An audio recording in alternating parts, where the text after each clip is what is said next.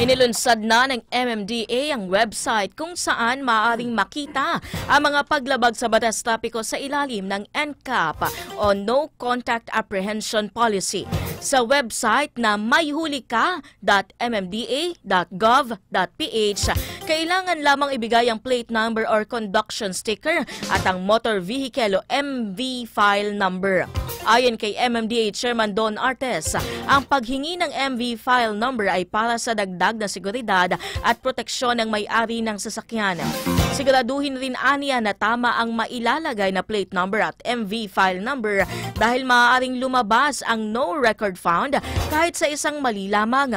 Paglilinaw rin ni Artes na mga paglabag lamang sa ilalim ng NCAP ang makikita sa website at hindi kabilang dito ang mga nahuling traffic enforcer ng MMDA o lokal na pamahalaan.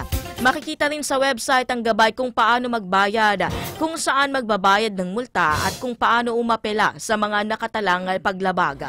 Plano namang lagyan ng messages at email notifications ang website upang pailam o ipaalam ang mga bagong paglabag at maging ang online payment option.